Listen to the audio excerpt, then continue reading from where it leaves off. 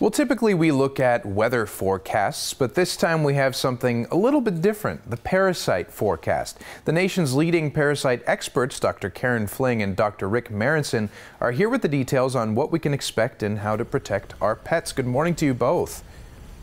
Good morning. Good morning. Nice to have you on. So before we get into what the forecast actually is, I have to ask you, how is it created in the first place?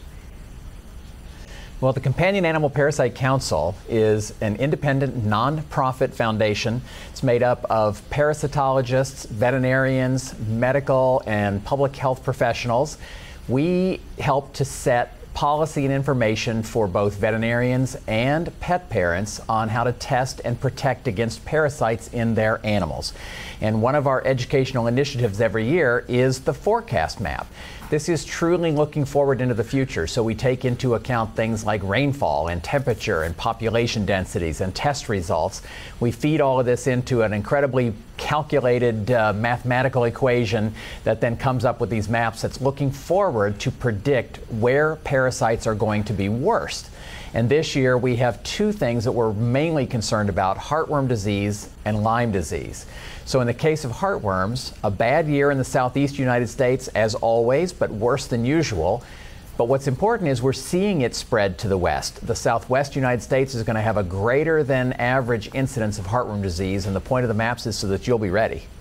Got it. Yeah, very helpful for any pet owner. Now, you did mention the Southwest very briefly. Can you give us more insight into the Tucson or southern Arizona area? Well, we think that the southwestern United States is going to be affected more. Number one, there are some climate change concerns, perhaps a little more rain, a little more mosquitoes that go with that. But we think a huge part of this has to do with the mobility of the animals. In particular, perhaps, the translocation of animals out of places like Houston or Florida that were affected by the hurricanes last year. That always ends up with a lot of displaced animals. These animals end up in rescue. The rescues then are shipped out across the country trying to find home for these animals. Some of these animals are going to be infected with heartworms, and as they move into your area, they're bringing the disease with them. Right, and we have to ask, how are these diseases, once they get into that area, how are they actually transmitted? Well, depending on the disease, we can see that the transmission occurs, as in the case of heartworm disease, by mosquito bite, but then we're also worried about other diseases like Lyme disease. And Lyme disease in the past was something that we thought of more regionally centered across the country, but that is something that's spreading into other areas for the same reasons that Dr. Marrinson mentioned: transport of pets, relocation of people, and the spread of the ticks that carry the Lyme disease are part of this process. So these vectors carry these diseases not only to our pets, but also to people as well. So the most important thing pet owners can do is to see the family veterinarian.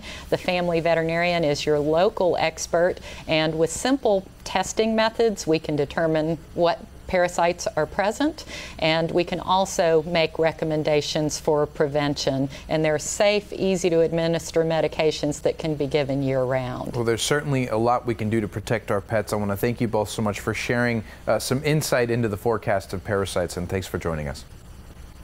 Thank you. Thank you. Absolutely. Stay where you are. We'll be right back.